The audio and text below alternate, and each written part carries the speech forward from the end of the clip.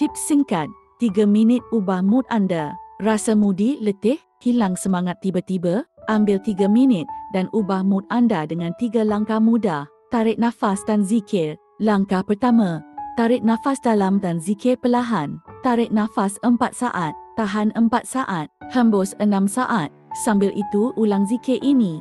La ilaha illa anta, subhanaka inni kuntu minaz zolimin. Tenangkan jiwa, biar oksigen sampai ke otak. Tulis 3 syukur. Langkah kedua, ambil kertas. Tulis 3 perkara yang anda syukuri sekarang. Contoh, saya masih sihat, saya ada keluarga, saya ada peluang belajar sesuatu hari ini. Bila anda fokus pada syukur, mood anda akan naik dengan izin Allah. Jika kamu bersyukur, aku akan tambah nikmat. Ubah fisiologi. Langkah ketiga, gerakkan badan. Bangun dari tempat duduk, regangkan tangan, senyum depan cermin. Bila badan bergerak, hormon positif pun keluar. Mood naik dan anda mula rasa lebih ringan.